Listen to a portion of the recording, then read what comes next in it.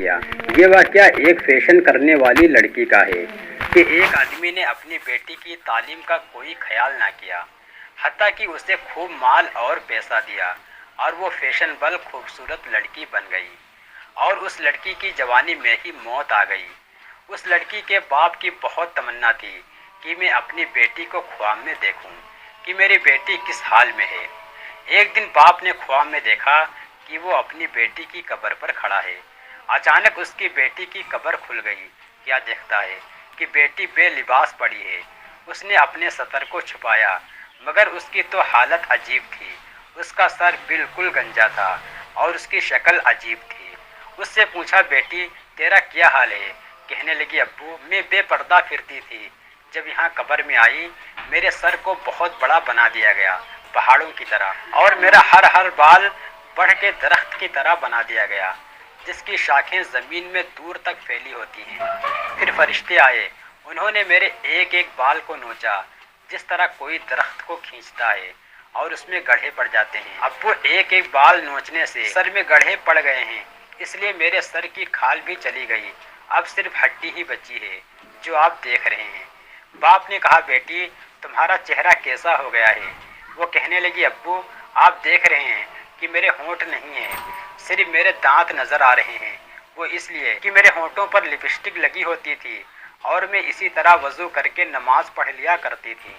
फरिश्ते आए, उन्होंने कहा, तू पाकी का ख्याल नहीं करती थी, तेरा गुस्ल भी नहीं होता था। और फरिश्तों ने मेरी लिपस्टिक को खींचा तो लिपस्टिक के साथ मेरे होंठ भी कट गए, इसलिए मेरे 32 दांत नज़र आ रहे हैं।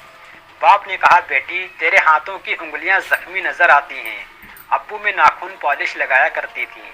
फरिश्ते आए, कहने लगे, तेरे नाखूनों को हम खींचेंगे। फरिश्तों ने मेरे एक एक नाखून को खींचा। अब्बू मेरे हाथ पर जख्म है, मेरे चेहरे पर जख्म है, मेरे सर पे जख्म है। मैं बता नहीं सकती कि मुझे कितनी तकलीफ़ है। आपने मुझे इतनी मोहब्बत दी थी, मैंने जो ख्वाहिश की अब्बू आपने पूरी कर दी। मुझे इतनी मोहब्बत दी, मैं तो गम और परेशानी को जानती तक नहीं थी। शहजादियों की तरह आपने पाला। काश अब्बू मुझ पर एक एहसान करते, मुझे कुछ दीन की समझ भी बता देते, मैं इस अजाब में गिरफ्तार ना होती। ना मैं खाविंद को बुला सकती हूँ और ना आपको मैं बुला सकती हूँ। अकेली यहाँ पड़ी हूँ। फरिश्ते आते हैं, हाथों में लोहे के गज होते हैं, मेरी पिटाई करते हैं। अब्बू यहाँ मेरा दुख बांटने वाला कोई नहीं। उसकी आँख खुल गई। तब बाप को एहसास हुआ कि काश मैं अपनी बेटी को दीन सिखाता तो मेरी बेटी आगे जाकर जन्नत में जाती। जो जिन बेटियों को इतने प्यार मोहब्बत से पालते हो, उनको अगर हम दीनदार नहीं बनाएंगे, ये जहन्नमी फरिश्तों के हाथों में जाएगी और उनकी दुर्गत बनेगी।